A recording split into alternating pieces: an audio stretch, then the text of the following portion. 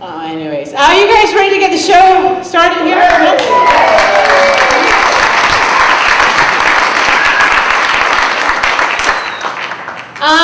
This all started comedy-wise with a group of women that decided to do a workshop with a local guy named David Grenier, who teaches comedy to people with mental illnesses. Just saying.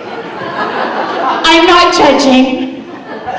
But they decided to do a workshop about women in comedy, and it snowballed into a documentary called Heavy Heart Laughs, and your first performer tonight is the woman that teed it all up. Please give a big warm welcome for Carleen, ladies and gentlemen. A big warm welcome.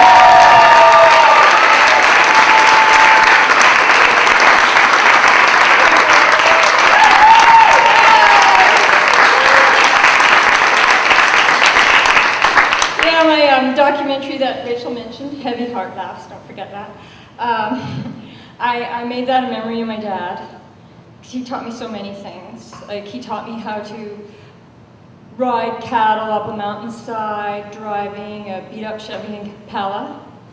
And there's a trick to chasing cows with a car. When you see a cow get away, you gotta chase after it, you pull up alongside, and to guide it where it needs to go, you just open the door. He also taught me coordination and multitasking, because we had this old truck we used to spread the hay, and it had a standard transmission and no seat. So even now, I have no problem whatsoever, like tidying up, doing my makeup, reading a magazine, talking on the phone to tell us all while I'm taking a pee. And why the hell isn't it leaving a pee? Anyway, obviously my dad was a cowboy, and mom was a cowpoke. And I have a little sister, Cowpie. And my dad used to get my sister and I to help her with the branding and the castrating, which aren't really things I put on my resume. But nobody messed with the Kyle sisters.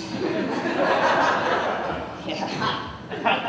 My first job off the farm, I got a job in an old folks' home for veterans. And, well, it caused a little bit of a mini riot on my first day when they introduced me as Sea Kyle. It wasn't good.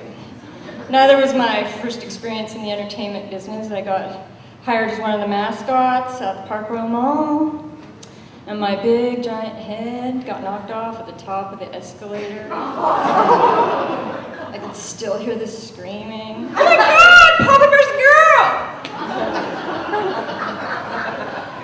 Now, what else can I tell you about me?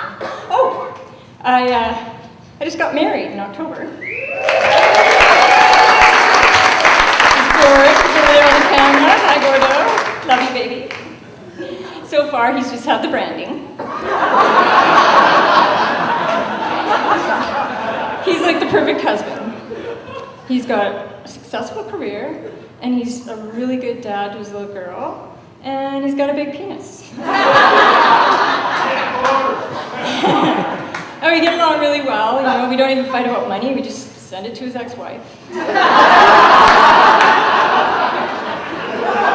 Oh, and ladies, Gord is 10 years younger than me. I recommend this, especially if you don't have RSPs.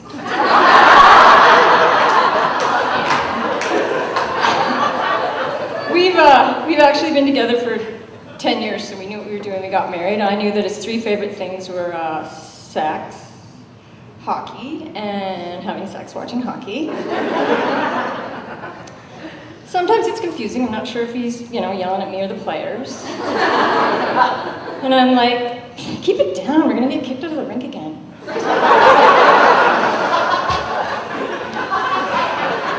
I'm not a big fan of the 5-hole. But I really like it that there's a team called the Blackhawks.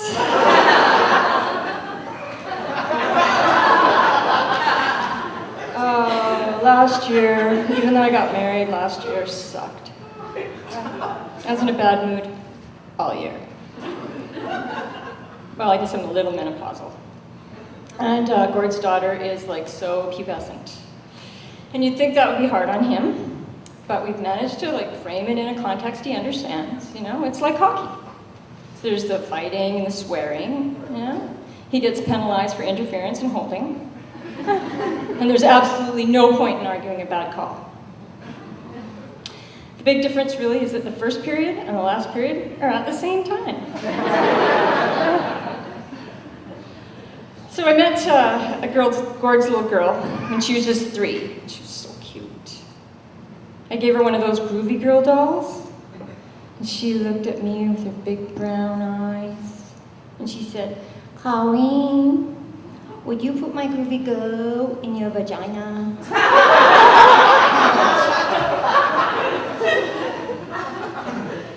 Now, I take my role as a step-parent very seriously.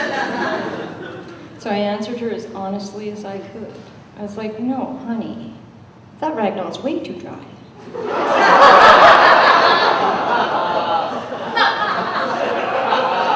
I'm so glad I didn't get the Malibu Barbie.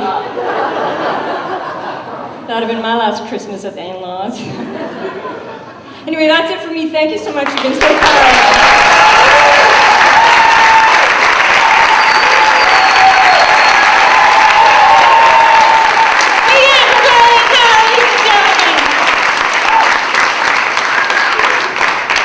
Wow! I didn't quite hear the line about the doll in the vagina. We have groovy boy dolls at my house. I think I'm gonna dig through the charity box and find them. Sweetie, where did you put your old doll? It's been a dry season for Mummy. Was his name Jeremy?